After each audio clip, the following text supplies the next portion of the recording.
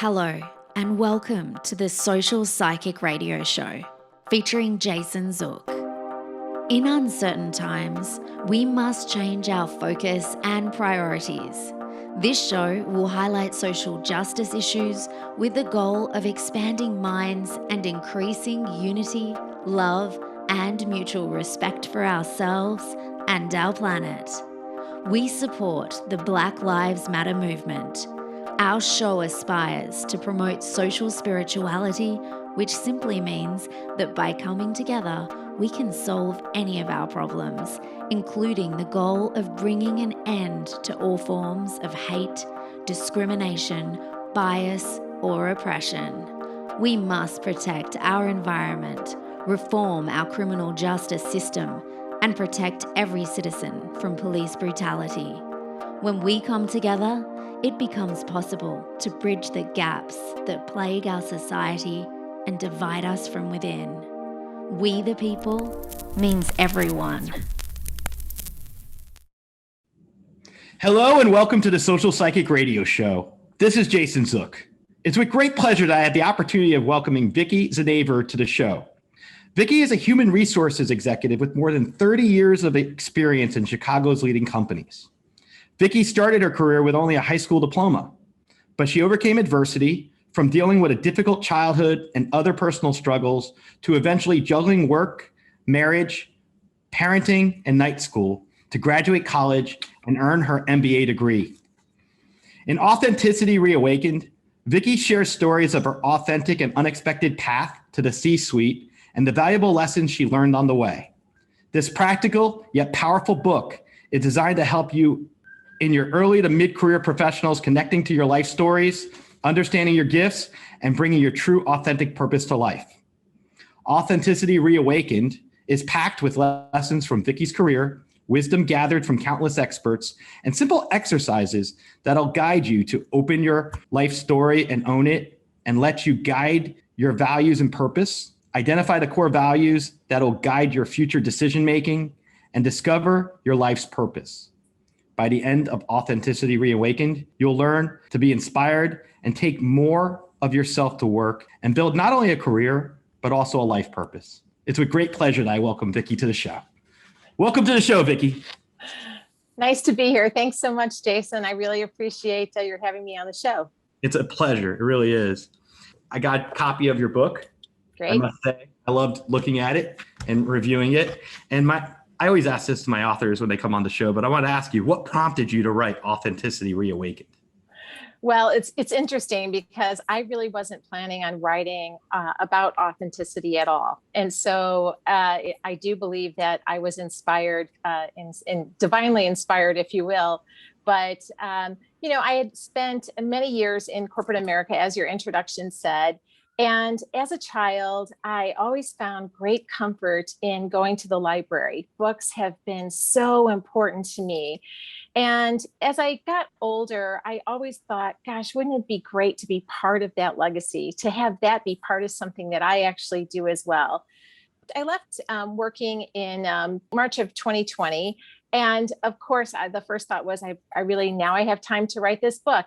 And I had no idea what I wanted to write about, but I kept bumping into people. And every time I would talk to them about wanting to write a book, they would say, you've got to talk to this woman named Melissa Wilson.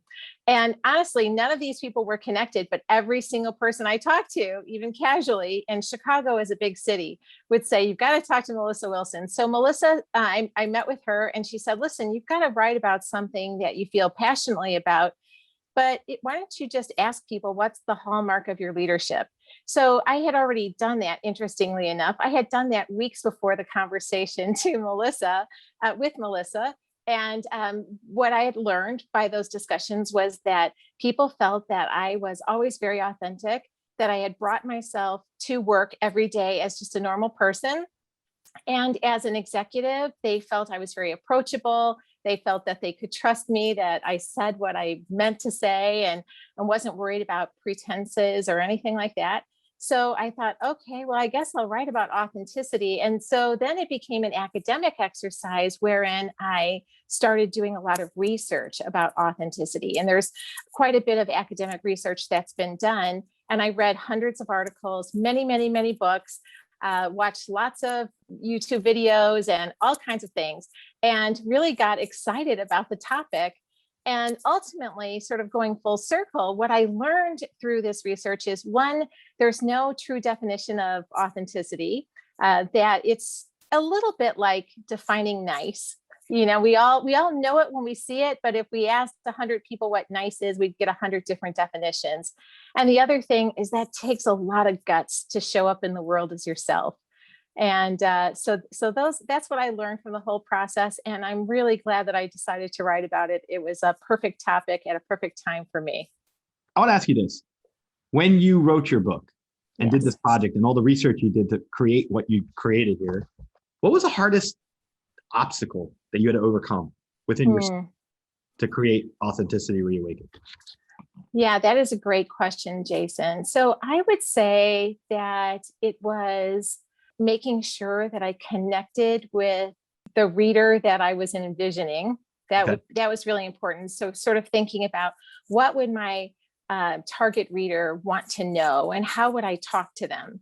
So that was difficult. And certainly, just as we experience with any other project that we're embarking upon, getting started is really the hardest part. So when you're writing a book, you start out with an outline, and that outline becomes something that is very detailed. So my outline probably took 3 weeks to write, and it was, I think, 17 or 18 pages long. So once you go through the outline, and then once you get the outline, you sort of say to yourself, oh, okay, now I understand how it all goes together. And then the content, there are, of course, days where you're sitting and you sit for 6 hours and you've written 3 sentences. So you just have to learn to know that that's part of the process. When I was looking at your book, I noticed in your chapter, Connecting the Dots, you referenced Steve Jobs. I wanted to ask you, what do you admire the most about Steve Jobs, and what can he teach us about being authentic? Yes. So I admire the fact that Steve Jobs, I think, ultimately accepted that he was a mere mortal who had achieved, wonderful things, but that he was he was never fully satisfied. And I think he was a seeker. I think that he was challenged by trying to find himself. I don't think he lived long enough to truly find himself. And I think that in terms of, I opened the book with the Steve Jobs commencement address at Stanford. What I loved about that particular moment in his life was that you saw this frail person, who had achieved such magnificent things, but who was encouraging people to follow your passions and to live an authentic life. Although I don't believe he ever used the word authentic in his speech, but that was one of the things that really stuck with me about that time for him. So, like all the rest of us, quote, mere mortals, he was only human. And there is no such thing as a perfect human being. So he was flawed just like the rest of us. And I think I love that speech. So, I encourage your listeners, if you haven't had a chance to listen to it, to please listen to that speech that he gave at Stanford. It's a beautiful, beautiful and inspirational speech. That's so interesting when you answered that question. The spiritual side of me had goosebumps. I get goosebumps on my body sometimes when you were talking about your answer just now. I got that. That's like reinforcing the information about authenticity and how it applies. And it's very cool. I'm excited about us discussing this topic today. That's great. You mentioned your research earlier. I just want to ask you, from your research, what did it tell you about the behaviors about authenticity and how we convey it? Sure. So, I would say that it's so personal, but people will perceive others as being authentic by certain actions. For example, if you say that you're going to do something and you actually do it, people will say, Jason's authentic. And conversely, if you don't, they will say, he's not authentic. He'll tell you one thing and he'll do completely something else. It's interesting because I actually am an introvert. I get my energy, but when I'm by myself, but I'm not shy or anything like that. But introverts feel more authentic when they're acting like extroverts, which is not authentic to who they truly are. But people will perceive them as being authentic, and they will perceive themselves as being authentic. And one of the most interesting aspects facts that I learned is that all of us think that we ourselves are authentic and everybody else isn't. So, so I thought that was really interesting too. So, I think that what I try to do and focus on in my book was really to say, it really doesn't matter what other people think of you. That at the end of the day, you have to look yourself in the mirror. You have to live with the actions that you embarked upon that particular day. And only you know whether or not you're living up to your God-given purpose. And if you listen, and I know a lot of this is, the work that you do so well, Jason, but if you listen, I do believe that the universe, whatever you want to call it, speaks to you and lets you know when you're living your purpose and when you're not. I believe heavily in synchronicity, and I've been able to live my best path, I'll call it, based on synchronicity and what I get from my spirit guides. And I don't mean to use that lingo, but I find living for myself, at least, being authentic is being true to my own feelings, emotions, and understanding of things, and being able to follow through and not be fearful. Like living outside my comfort zone, but doing it on a regular basis so that I can grow. That's what I consider in my own perception of what being authentic means to me, kind of thing. If it was an essay contest, that's what I would write. There you go. I want to ask you this. Looking at what you've researched in terms of authenticity, how would you assess the aspect of one living outside their comfort zone and overcoming their fears in order to become more authentic? Mm-hmm. So fear gets in the way of us being who we are all the time. And I love Jack Canfield from the Chicken Soup for the Soul series. He has described fear as being fantasized experiences appearing real. And I think that that's once we can sort of understand fear for what it is and put it in its proper place and move through it. And I do think you have to move through fear, then you can truly get to the other side. And it's like building muscle, that once you do that, you start realizing, oh, I'm a lot stronger than I thought, or, oh, now I totally get it. I made up that story in my head. And we do that all the time. I think that understanding as you think about your own authenticity. So for example, let's just say that there's a social cause that you feel really strongly about. Or it could be if you're at work and you feel really strongly about inclusion and diversity, and someone says something that is discriminatory, or you observe somebody doing something that's discriminatory or hurtful to somebody else. And I share this story because back in the early days of my career, I share this story in the book. So my father was 100% Mexican, but my mother is Irish. So I don't look as dark. A lot of people would say, oh, you look Italian, whatever. So sometimes people at work would say things about Mexican people in my presence because they assumed that I wasn't Mexican. Now, why that would make that acceptable at all, I don't know. But early in my career, I didn't have a voice yet to know how to speak up against that. I knew that it was wrong. I found it very offensive. I spoke to my manager about it, but I didn't have the voice yet to know how to say something about it. But, and this is why I use the word reawakened in my title, Authenticity Reawakened, because we grow and learn and grow and learn. We have better tools as we go through life and have better experiences. Later in my career, I found that voice. And, now I would absolutely know how to talk to somebody in that situation and have done so since then. So I got a voice to talk about those things, but it does take time, and you have to figure out what are the things that are really worth speaking up for and standing up against. So in my book, I walk people through, first of all, I say that authenticity, as I define it, is really knowing who you are, knowing what you stand for, and then showing up in a way that represents that to the extent that you wish to do so. So not everything is something that you would have to disclose at work. As long as you know who you are, it's okay if you decide, hey, I'm not going to disclose that at work, but I know who I am. But if you think about the part that's, know who you are, is really about know your life story and know what created you, and why you feel so strongly about certain things in your lifetime. And each of us has 5 to 7 pivotal life moments that really have made us who we are. And then, and we'll have more of those as we go through life. Again, that's the reawakening part.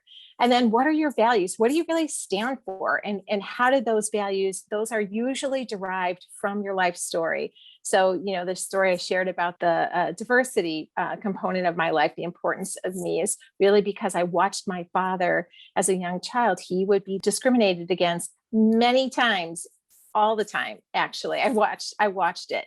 So that really informed who I became as an adult. And all of us have those stories. And then, if you think about your purpose, what's your purpose? And, I'm sure we'll talk a little bit more about that. Now that I know who I am and I know what I stand for, then it's like making sure that you start assessing what am I going to stand up for next time I'm in a situation, that's really uncomfortable or something I feel strongly about. You can even practice, what am I going to say? So that's sort of what I had to do when I thought about some of those things is, okay, the next time this comes up at work, I'm going to say this. And then you say that and you realize, you know what?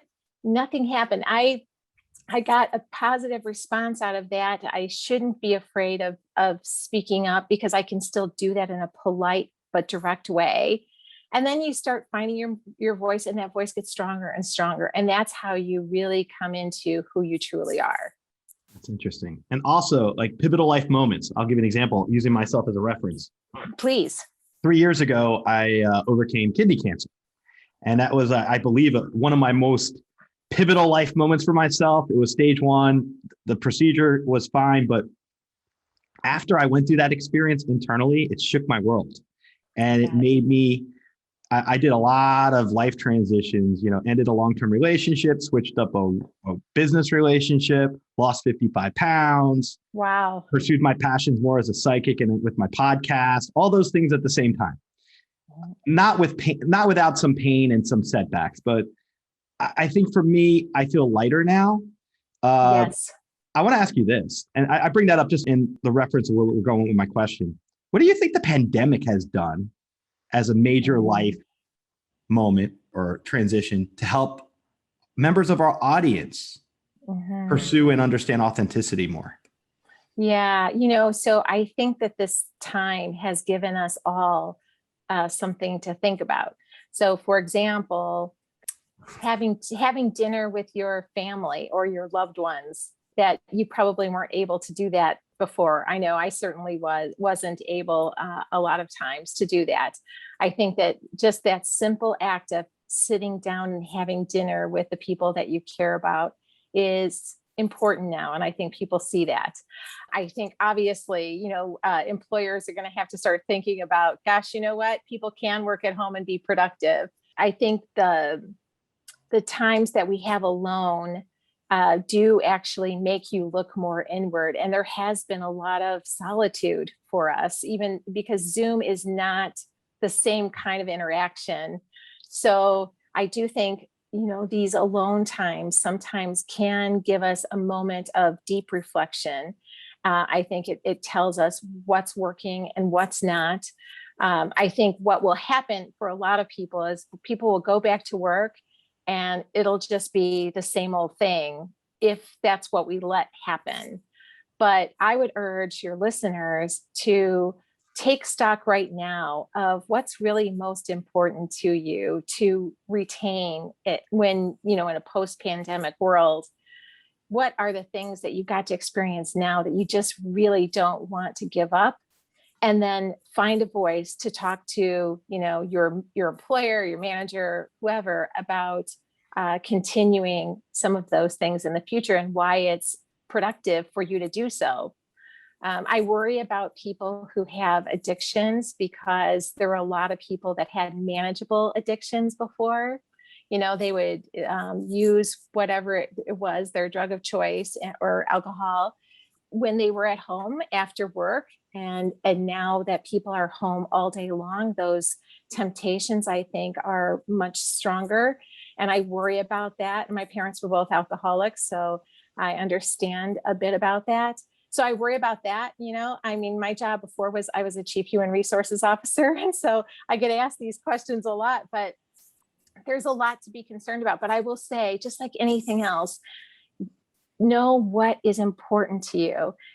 So for example, if you say, I want to be healthier and I want to be there for the people that I love, then even with those two seemingly simple statements, then okay, what are you going to do to be healthier in the future? What are you going to do to be there for the people that you love? And for goodness sakes, put the phone down. Absolutely. How do you think we could build a legacy for ourselves? Yeah, I love this concept of legacy. Well, first of all, we are all building a legacy for ourselves. Even if we don't think about it, one day we won't be here and people will be talking about us or thinking about us. In the book, I talk about Brian Floriani, who he was a wonderful man. And in fact, Jason, you look a little bit like Brian. I do. But yes. So Brian was at his father and his grandmother both passed away on the exact same day. And he was at their funeral and they were eulogizing these two very dear people to Brian. And he said that he was sitting there and he was thinking about, they're saying amazing, beautiful things about my grandmother and my father. And they're all true. Everything that they're saying is true. And when it's my time for it to be my funeral, I know people will say nice things, but I don't know if they're going to be true. And so I just got goosebumps, and I get goosebumps every time I hear that story, Jason, because Brian started thinking about, he was very wealthy and, by most comparisons, and he had all the material things, but he said, I have success, the way it would be defined outside, success is defined by most people. But he said, but do I have significance? And so he has talked a lot about the difference between success and significance.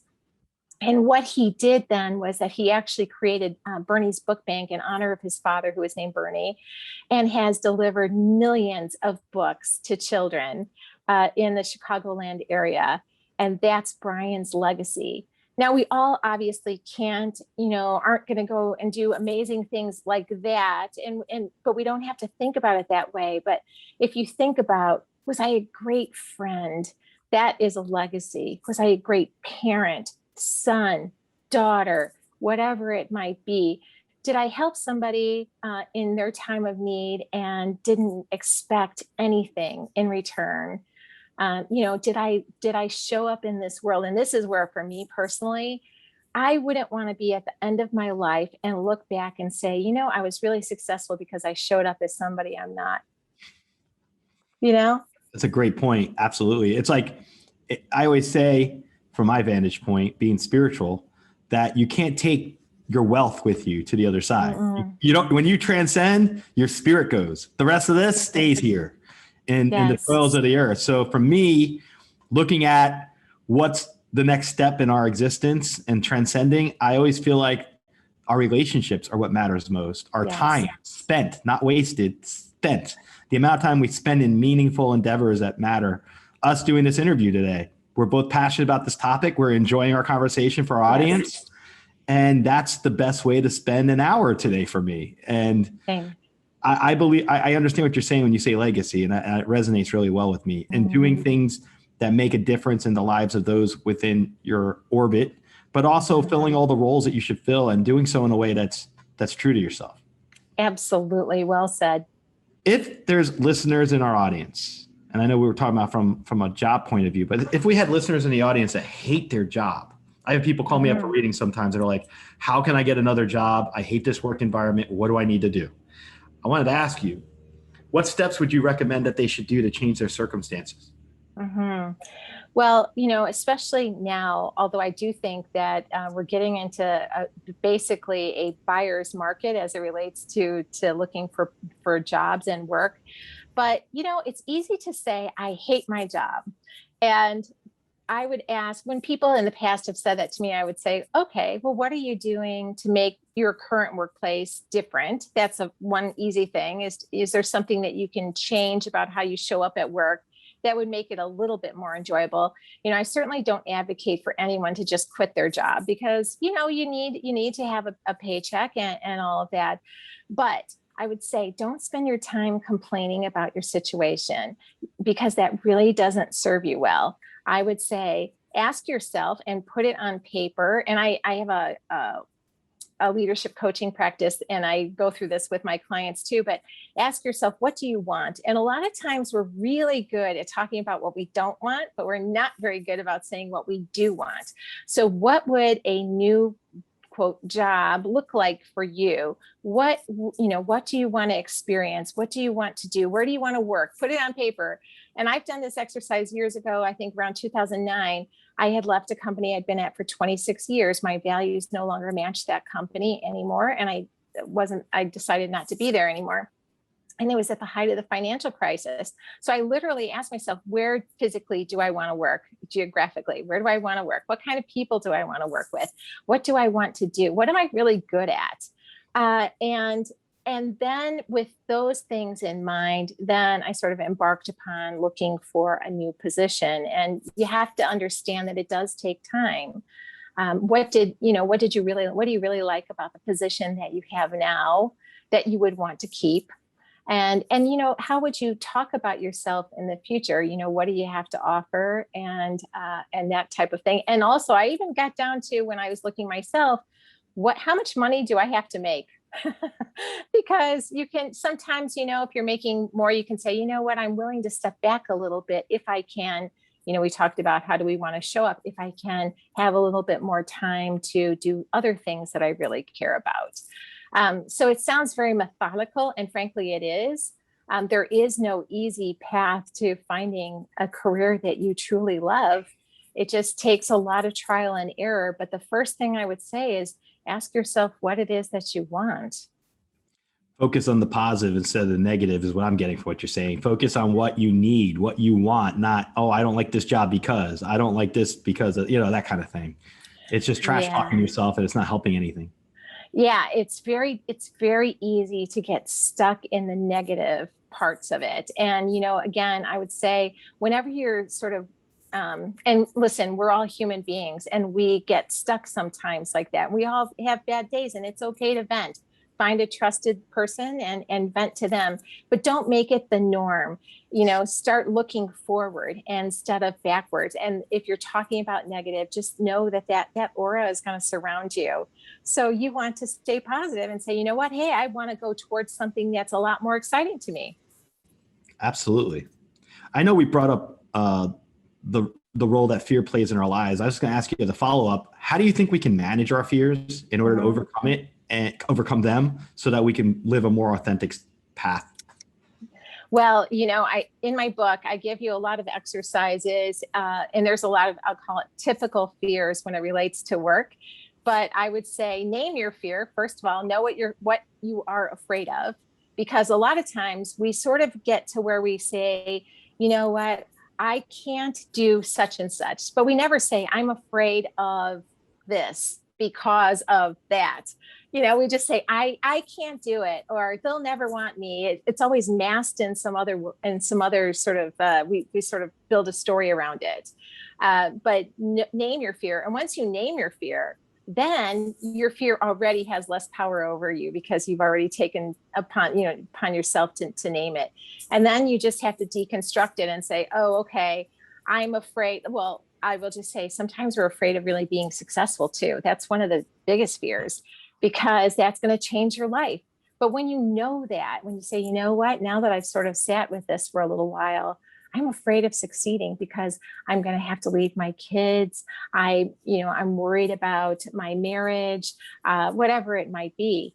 And then you say, okay, now that I know that, are there some things that would make this new role okay for me? Or, years ago, I actually walked away from an amazing opportunity because when I deconstructed it, I said, it's not worth it. I'm not afraid of succeeding for a reason other than I don't want my life to change because I think it's really good the way it is. But again, my book does help you identify fear and work through it. And that was really important to me because I think once you do that, you're just going to be amazed at how little fear actually can hold you back if you don't let it. I think fear could be the most paralyzing aspect of our lives. It is.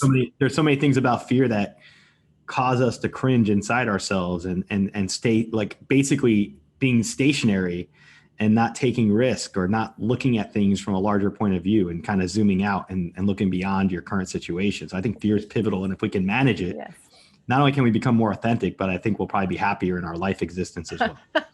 Oh, you bet. Absolutely. And you'll be empowered to help other people. And you know it when you see it too. Absolutely. Absolutely. Yeah. How do you think one can increase authenticity in the work environment? Well, again, I'm going to go back to knowing what your values are, knowing what's really important to you.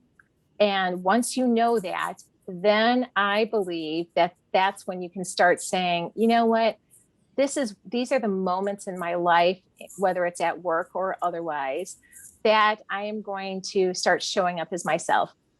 So, for example, and a lot of times, I didn't write this book for leaders, so to speak. There may be another book in my future, because good leaders will call upon people and try to bring who they truly are, into the workplace. They'll encourage you. Hey, listen, just tell me what you feel, Jason. I really want to know. But we don't always have great leaders too. But decide what's important to you. So, for example, if inclusion and diversity is important to you, then join your business resource councils at work and say, you know what, this is really important to me. And then talk about it. What are you going to say? And you can even develop a little elevator speech that will say, this is really important to me. I know that we'll be a better workplace when we do this, and then say it. And you'll be surprised that most people are going to say, wow, I really appreciate you doing that. Or if it's, you feel like your boss doesn't really support you. And sometimes people do feel that. I would say, say, okay, I understand my boss doesn't support me, but the way I can address this at work is to make time with my manager and say, you know what, when you do this, whatever that is, I don't feel supported.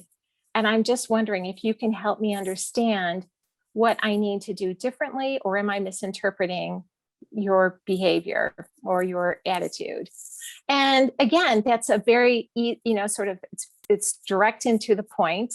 And most managers will either say, well, yeah, I think you're terrible at what you do, or they'll say, oh gosh, you've misunderstood, or let's work through it. If you have conflict with people, conflict is another thing that comes up in the workplace all the time. So my book walks through it. I call it an intentional, compassionate conflict model that I created, but it has 8 little steps in it.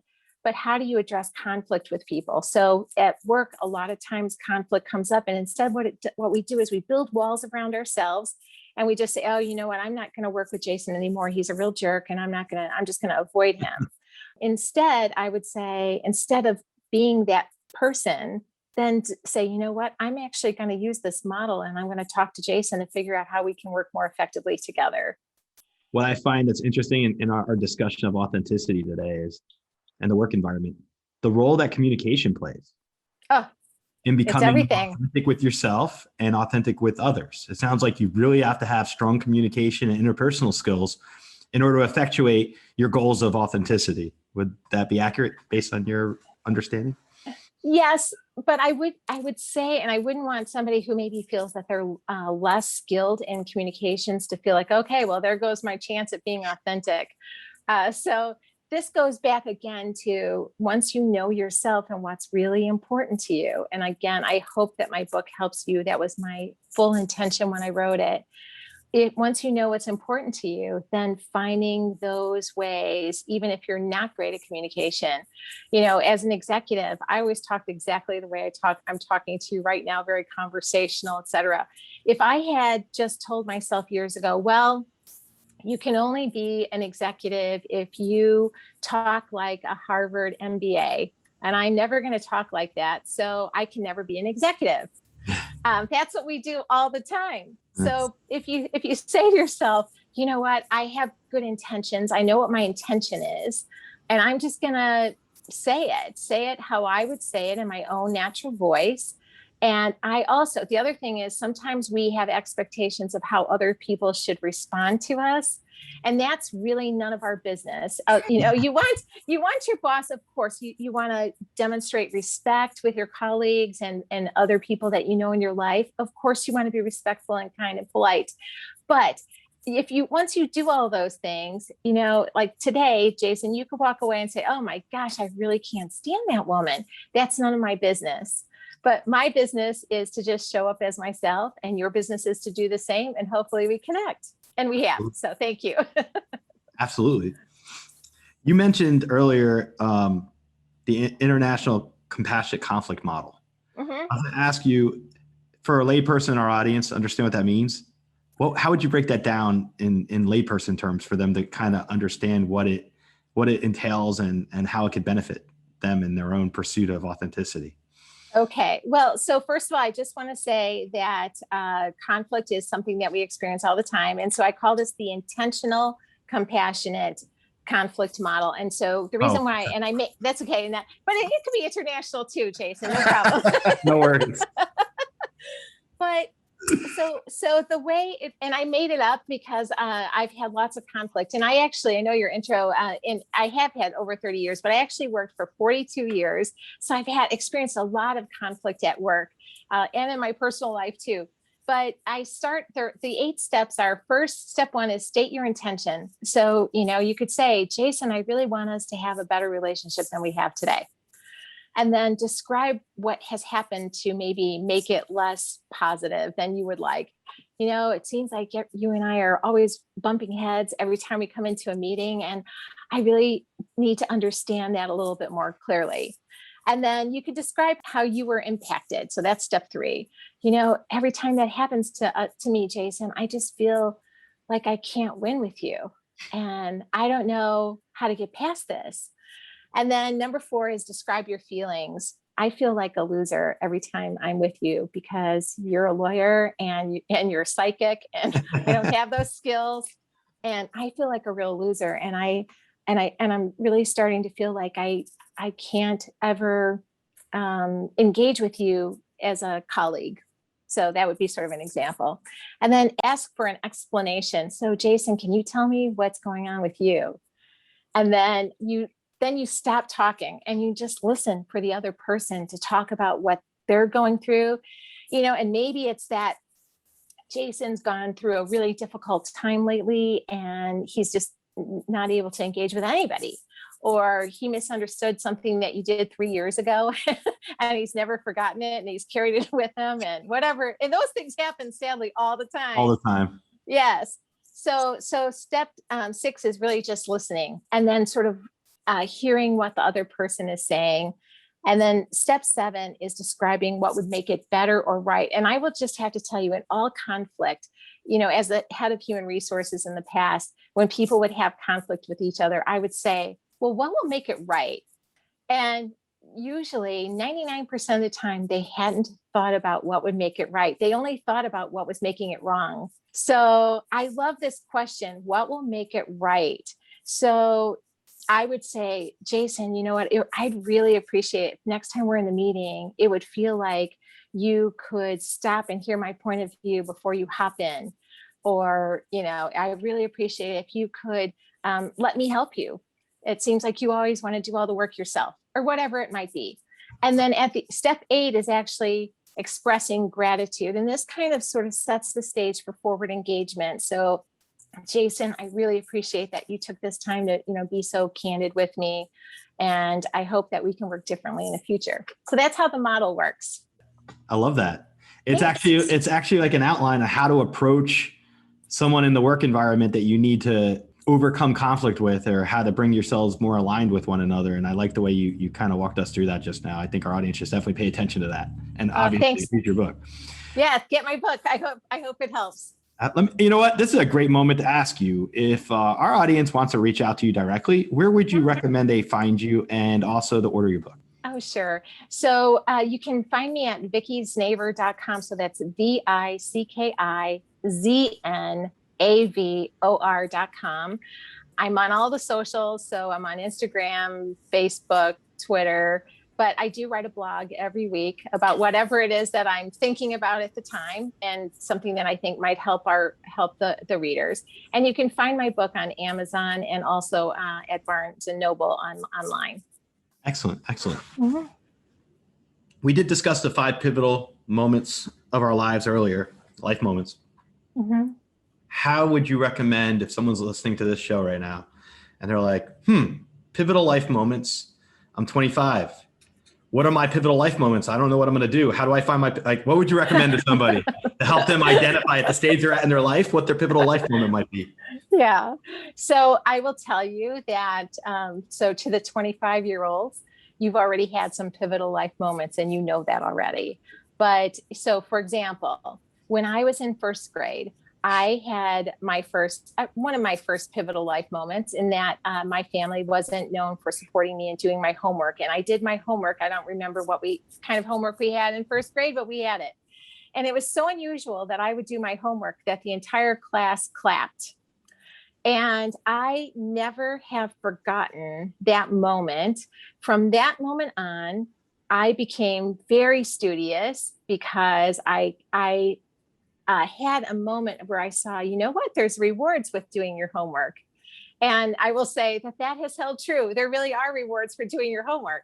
So my whole life, I've always been the person who did her homework, school. I was very studious and all of that.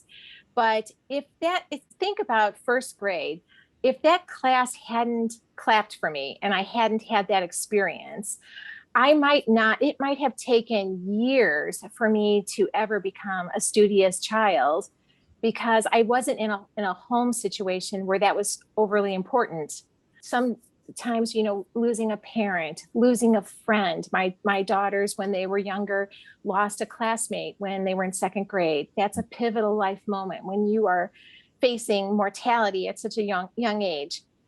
So you have experienced them. Now, maybe you would say, well, I don't have 5 or 7. And I will say with everything in my book, it's not about, do I have 5? Do I have 3? Do I have 12? It doesn't matter. It does matter though and I'll tell you how you'll know when you're done creating your list of pivotal moments is when you look at those moments and you really, really look at them. And first of all, I will say you have to write them down. Because if you don't write them down, it's going to be something that goes in your mind. Yeah. I remember when this happened but I do encourage you to write down, because then you see it. And when you see it, you can sort of experience it. And when you experience it, then you can kind of work through how that experience sort of created, very important values for you. I'm a visual learner, so when you say write it down, I got vision boards in my room. I write down things all the time on dry erase boards, so I completely understand what you're saying there. Yes.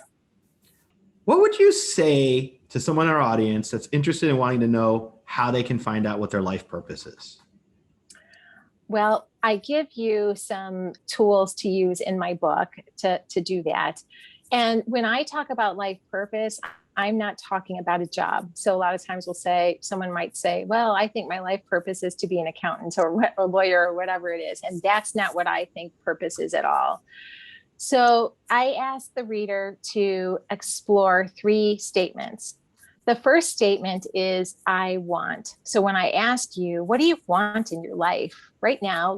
What do you want in your life? So for myself, as an example, I say that I want to be happy. And you know what? Happiness is really a wonderful part of life if you can truly be happy. I want to be happy and I want to be healthy. I want to work with people that I truly respect, and I want to be present for the people that I love. Now, I will tell you, so I'm 60 years old now, and when I walk into so being healthy is so important to me. So when I walk in and I've got my little vision board right in front of me, and just so you know, I'm telling you the truth, it's always right in front of me. And when I look at that healthy word, the second word, I want to be healthy, I think to myself, how am I going to make that come true? Well, I have to eat well. I have to exercise. I hate exercising so much. I can't even talk about it. And when we talk about, probably 99% of us would say, I want to be present for the ones we love. Well, how does that show up? So it's like, okay, when I'm talking to my husband or my children, I'm going to put the phone away. I'm going to look them in the eye. I'm going to try to hear them. I'm reading a book, by the way, called The Art of Listening by Julia Cameron. It's really wonderful. I'd like to recommend that to all of you, just about how listening truly is an art. And we've lost that. We're all over the place, but being present for people that you love really takes work. So that's the first I want statement. And remember, I didn't say what things I don't want. I talked about the things I do want.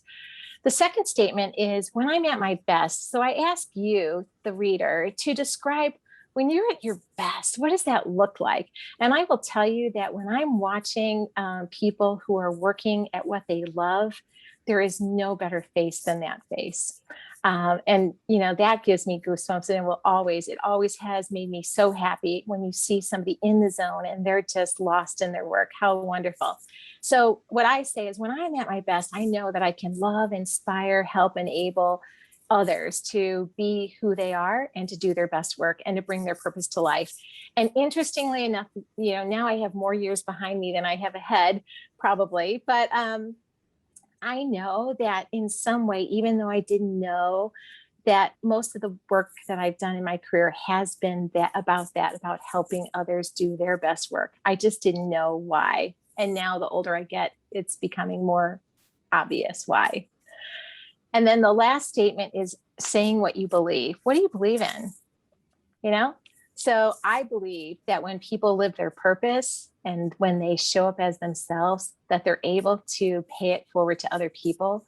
And that when we do that, the world really will be a better place. So that's my why. You're speaking my language. Pay it forward. I Yes. love that. I love that. I really do. I really do. It's true. It's very true. Absolutely. Let's say someone's listening to the show right now and they have a podcast on, or, in the future, they're watching the YouTube video when we finally get up. Let's say that they're thinking to themselves, I've been at this job for like 3 years. I've made it through the pandemic, getting into the summer of 2021. Should I leave or should I stay? Should I stay or should I go? What do I do? What would you recommend to that person? I would say, ask yourself if you should stay or if you should go. First of all, if you're asking yourself if you should stay or you should go, it probably means you want to go. But because most people who are really fulfilled in their positions at work aren't asking if they should stay or should go. So that would be a first clue. But also it would be, go back to the basics. What do I want to do? That want statement. What do I want to do with my work? Am I able to do it today in my work? And sometimes I know, when I've had people on my teams and things like that, I wasn't a mind reader. You are better at that than I am. But I wasn't a mind reader. So if there's something else that you would like to do, mention it to your manager and say, you know what, I'd really like to try such and such, but you have to do the work of figuring out what that is. You can certainly ask your manager, is there something else that you would see me doing? But don't get lost in that, because a lot of people let other people decide for them what they should be and what they should do. So own your life and say, it's really important for me to do this next thing. And then go about talking to people who are already doing that, talking to your manager about how maybe you can make that happen in some regard at where you're at. But if you're in a situation, for example, where you don't respect your manager, or you don't feel like your manager respects you and there's just no winning, if you will, then I would say, go to the work of figuring out, what do I want to do? And then start taking small steps. I have a friend who's very, very capable of doing way more, but she spends a lot of time complaining about what it is where she's stuck. And I always say, take one step a day, and then you've taken 365 in a year. You don't have to take 365 in one day, but you do have to know where it is that you want to go. And the only person that can do that is you. Wow. That's profound. Think about it. If you take it and break it into little pieces, just like anything, it's not as burdensome. It's not as much of an obstacle. It becomes more of a process that you can work through and strategize through. I think that'd be great for someone to think about. Yeah, absolutely. Take their goals, break them into small steps for, if they want to switch careers or find another environment for work, and break them into little pieces and pursue them. Yeah. And also know that if it doesn't go perfectly, not everything is linear. It's And okay. be flexible. Yeah. Be flexible, take some time and talk to people who are doing what you think you might want to do, because, the grass isn't always greener on the other side too. So that, start making a name for yourself by engaging with people who do those other things and see where it goes. How would you suggest we should plan our next steps? Put them on paper. I mean, it doesn't sound very glamorous, but honestly, if you think about, I'll use the losing weight, for example. And I know that but it's just the most basic that I can sort of think that at one time or another, we all can relate to this, but whatever it is you want to do. So be very specific, I want to lose 20 pounds. So that's your objective. Fine. Well, how are you going to do that? Well, I'm going to need to start cutting calories. So that's one step. I'm going to need to start working out. Maybe I could do that 3 days a week. Okay, great. I'm going to do that.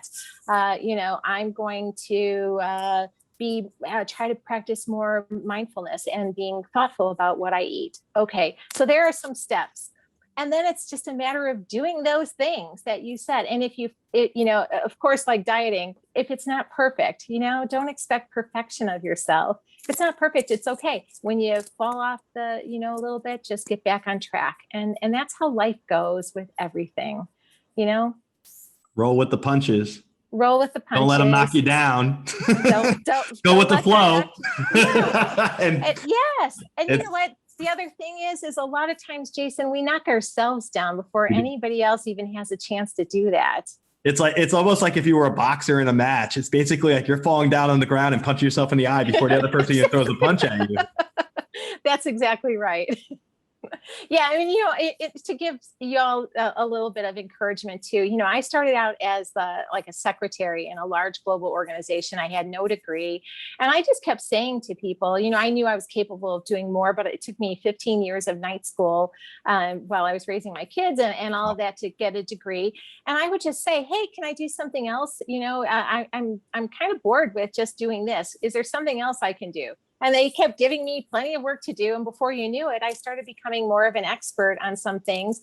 And then, one time, one of my managers who was kind of not the best person, I suggested that maybe I could become a tax analyst. And he started laughing at me. And he said, you'll never be a tax analyst.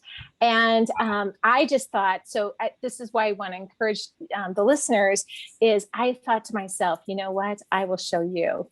And and luckily I never did become a tax analyst, just to give you the story. Better. I became way higher. And actually I ended up being higher than him. And that was best. That's gotta be rewarding by itself. It was. And these things happen to us. So don't let somebody else tell you what you can be, but also don't give that power to somebody else to tell you what you can be too. Absolutely. Mm-hmm. We're already coming to the end of the interview. If you could believe how fast that flowed, it just does.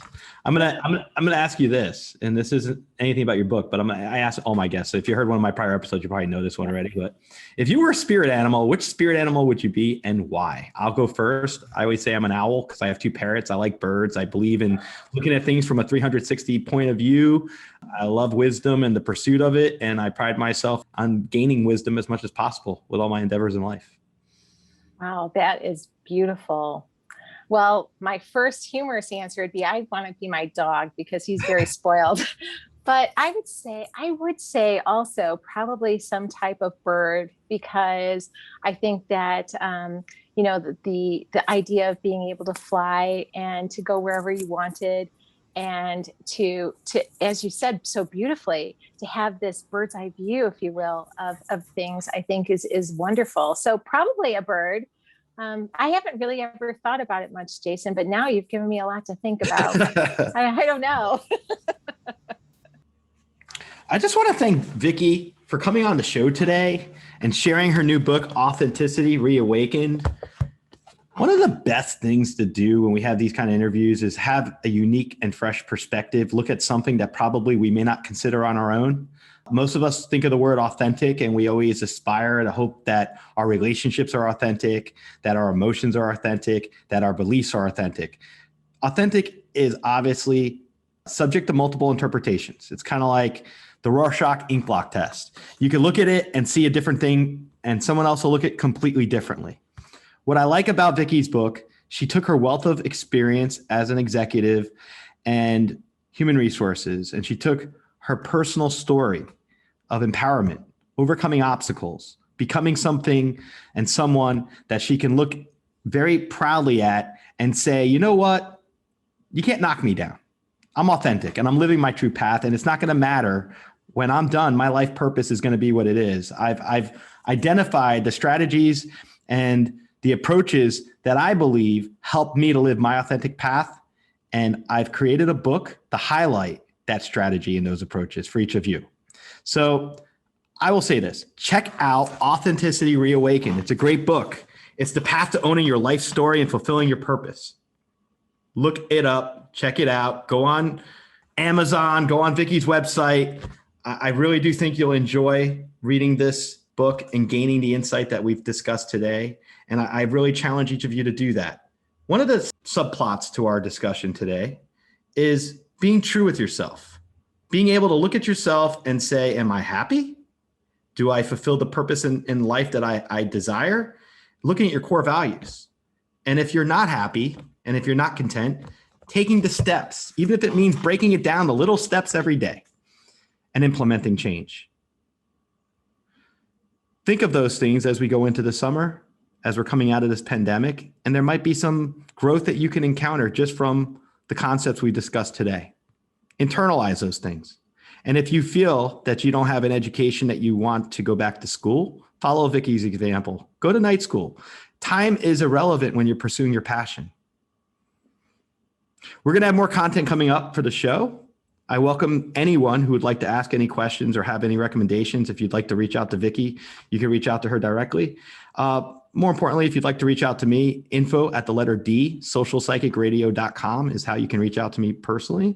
And always remember, stay positive, because when you're positive, anything's possible. Thank you. Thank you for listening to this episode of the Social Psychic Radio Show.